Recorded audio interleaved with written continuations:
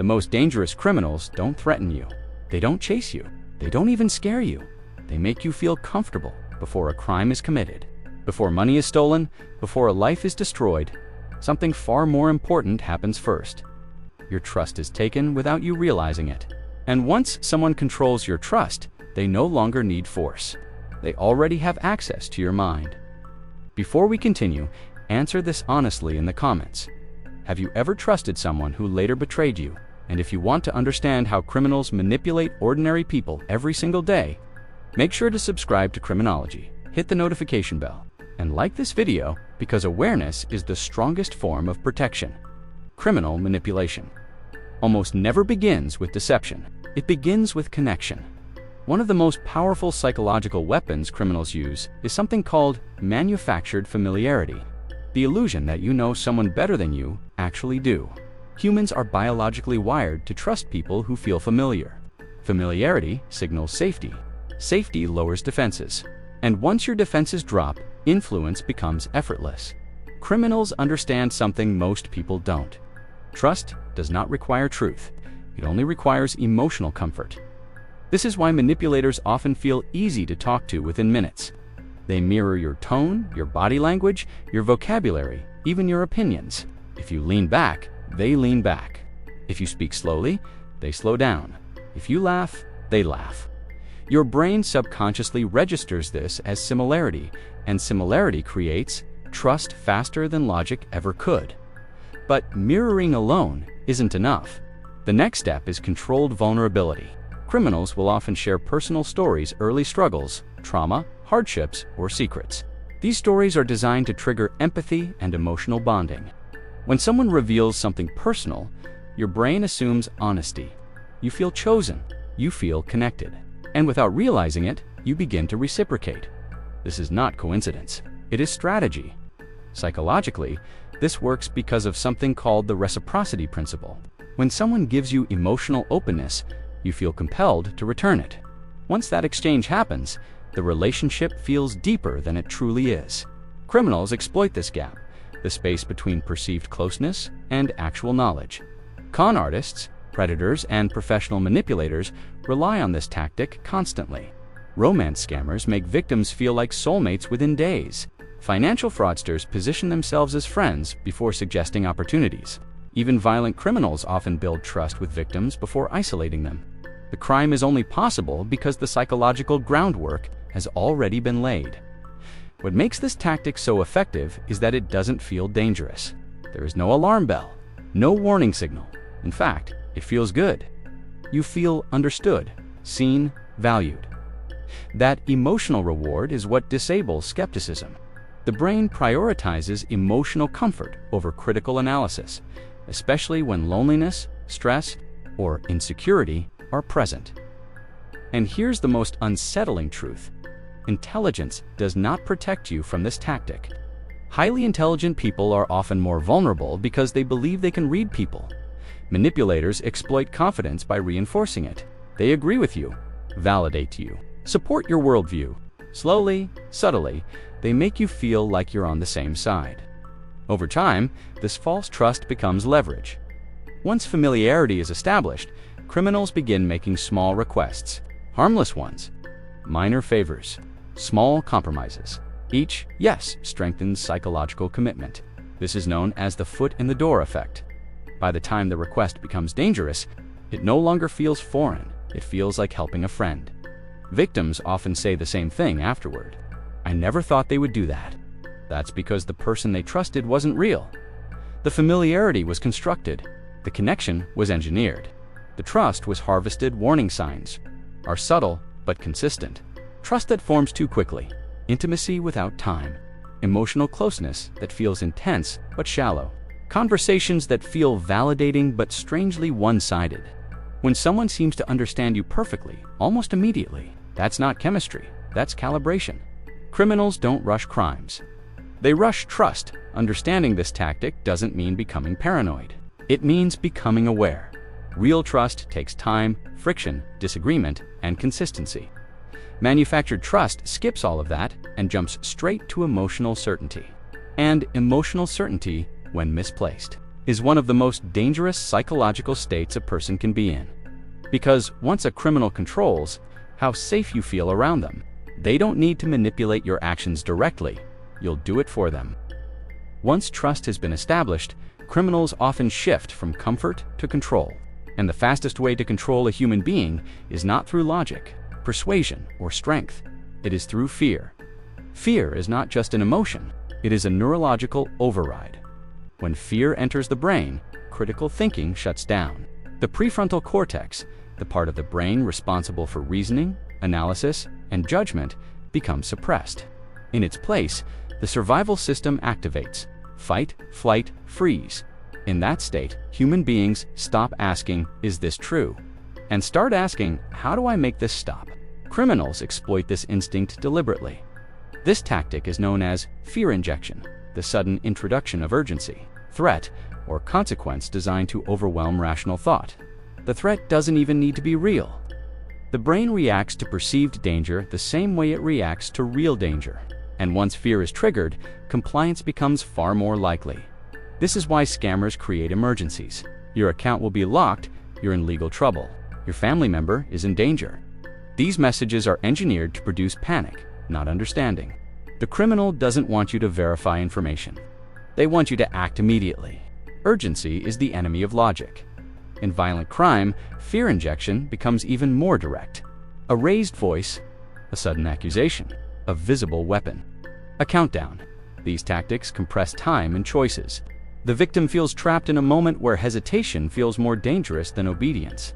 Even physically capable individuals freeze, not because they are weak, but because their nervous system has been hijacked.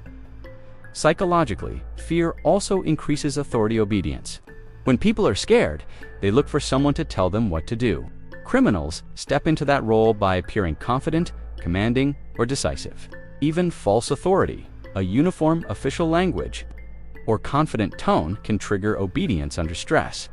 This is why fear-based manipulation often includes phrases like, "Do exactly what I say, there's no time to explain. If you don't act now, it will be worse." Fear creates tunnel vision. Options disappear. Consequences loom larger than facts. And once someone is operating inside that tunnel, the criminal controls the direction. The warning signs are clear, but often ignored in the moment. Sudden pressure, extreme urgency, threats paired with deadlines, limited choices. When someone demands immediate compliance, while discouraging verification, they are not asking, they are controlling. Fear doesn't make people stupid, it makes them survivors. And criminals weaponize survival instinct against itself. If fear controls the body, gaslighting controls the mind. Gaslighting is one of the most psychologically damaging tactics criminals use because it doesn't rely on force or urgency. It relies on something far more fragile, your sense of reality at its core. Gaslighting is the deliberate manipulation of facts, memories, and perceptions to make a victim doubt their own judgment. When someone no longer trusts their own mind, they become dependent on the person controlling the narrative. And dependence is the foundation of long-term control. Criminals use gaslighting to destabilize confidence. They deny things that clearly happened. They reframe events to shift blame. They minimize harm. They accuse the victim of overreacting, misunderstanding, or imagining things. Over time, the victim begins to question their memory, emotions, and instincts. This works because human beings are social creatures. We rely on others to confirm reality. When someone consistently contradicts your perception, especially someone you trust, the brain experiences cognitive dissonance. Resolving that discomfort often means doubting yourself rather than confronting the manipulator. Gaslighting is not loud. It is quiet, repetitive, persistent. Statements like, "That's not what I said," "You're remembering it wrong," "You're too sensitive," "You're making a big deal out of nothing." Each statement chips away at certainty, and certainty is what protects people from manipulation. Criminals who use gaslighting often appear calm, rational, and composed. This contrast makes the victim feel unstable by comparison. The manipulator becomes the reasonable one, the anchor, while the victim feels emotionally reactive and confused. Over time, this imbalance gives the criminal psychological dominance. In abusive relationships, cults, fraud schemes, and long-term criminal manipulation, gaslighting serves a critical function. It keeps the victim inside the system. If you doubt your interpretation of events, you are less likely to leave, report, or resist. You become trapped, not physically, but mentally. One of the most dangerous effects of gaslighting is self-blame. Victims begin to believe they are the problem, that their reactions cause the harm, that if they were calmer, smarter, or more patient, things would be fine. This internalization of blame protects the criminal from exposure and accountability. The warning signs are often internal rather than external. Chronic confusion, second-guessing yourself, apologizing excessively, feeling guilty for having normal emotional responses. When someone repeatedly makes you feel like your perception of reality cannot be trusted, that is not misunderstanding, that is manipulation. Gaslighting doesn't break people suddenly. It erodes them slowly. By the time a victim realizes what's happening, their confidence has already been weakened, which is exactly how criminals want it. Criminals know that humans are wired to feel empathy, compassion, and moral responsibility. They exploit this wiring through emotional leverage, a strategy that turns your feelings into a weapon against you. Guilt is often far stronger than fear. Fear can be momentary. It fades once danger passes. Guilt lingers. It seeps into your decisions, colors your judgment, and drives you to act against your own best interest. Manipulators understand this. They will position themselves as victims of circumstance or exaggerate harm. In order to trigger your empathy, this tactic takes many forms. A scammer might say, "If you really cared, you'd help me." A manipulative partner might claim, "I wouldn't have to lie if you just trusted me." A criminal recruiter might whisper, "No one else will stand by you like I do." In every case, the underlying message is, "You owe me compliance because of your humanity." Psychologically, this works because humans are socially conditioned to avoid moral transgressions, especially when those transgressions affect another person. The brain prioritizes perceived moral debt over logical analysis. Even intelligent, cautious individuals can feel trapped. The desire to do the right thing is hijacked by someone whose goal is the opposite. Victims often report feelings of confusion, shame, and obligation. They act not out of desire, but because the manipulator has reframed their actions as morally necessary. This form of psychological control is subtle but devastating. It doesn't rely on intimidation or force. It relies on the victim's own conscience. Warning signs are clear once recognized. Feeling responsible for another person's emotions. Compromising personal values, repeatedly acting out of obligation instead of choice. Emotional leverage is especially dangerous because it can persist long after the initial manipulation. Once guilt takes root, it's difficult to remove, making victims vulnerable to repeated influence. The final tactic in a criminal's psychological toolbox is isolation. By separating their target from external support systems, friends, family, mentors, manipulators make themselves the sole source of guidance, validation, and decision-making. Isolation works because humans are inherently social. We rely on external feedback to interpret reality. Remove that feedback, and the manipulator becomes the anchor of truth. Dependency follows naturally. Once someone depends on the manipulator for emotional support, safety, or information, their ability to resist diminishes drastically. Criminals often create isolation slowly and strategically. They sow mistrust your friends don't understand you. They manufacture conflict. They're talking behind your back. They offer comfort, attention, or solutions that no one else does. Over time, the victim's social world shrinks, and the manipulator's influence grows. This tactic is especially effective in long-term schemes, abusive relationships, cults, trafficking networks, and organized crime recruitment. Victims remain compliant not out of fear or guilt alone, but because the manipulator has become the center of their universe. Warning signs of isolation include reduced contact with friends and family, feeling that only one person truly understands you, growing reliance on another for decision-making or emotional validation. Like the other tactics, isolation doesn't require violence. It works silently, invisibly, until the victim is fully enmeshed and control is nearly total.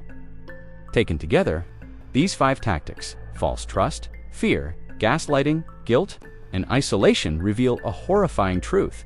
Criminals don't need weapons to dominate. They exploit fundamental human psychology, Intelligence, experience, or skepticism offer only partial protection, because these strategies target instinct, emotion, and perception. Even the smartest or strongest person can be manipulated under the right circumstances. Trust that is artificially manufactured, fear that hijacks survival instincts reality, distortion that undermines certainty, guilt that hijacks morality, isolation that creates dependency. Each tactic alone is powerful. Combined, they form a comprehensive framework of control. The victims often believe they acted voluntarily, which is the final layer of the manipulation. Understanding these tactics is not about paranoia, it is about awareness, recognizing the signs, asking critical questions, and maintaining social support can break the cycle of influence before it takes hold. Now it's your turn. Which of these 5 tactics have you seen used in real life, knowingly or unknowingly? Comment below and share your experience. If you found this breakdown useful, make sure to like this video, subscribe to Criminology, and hit the notification bell. Awareness is the strongest defense against manipulation, and the more people understand, the harder it becomes for criminals to succeed. Remember, the most dangerous criminals don't look threatening, they look convincing. And now, you know the tricks they use to control minds?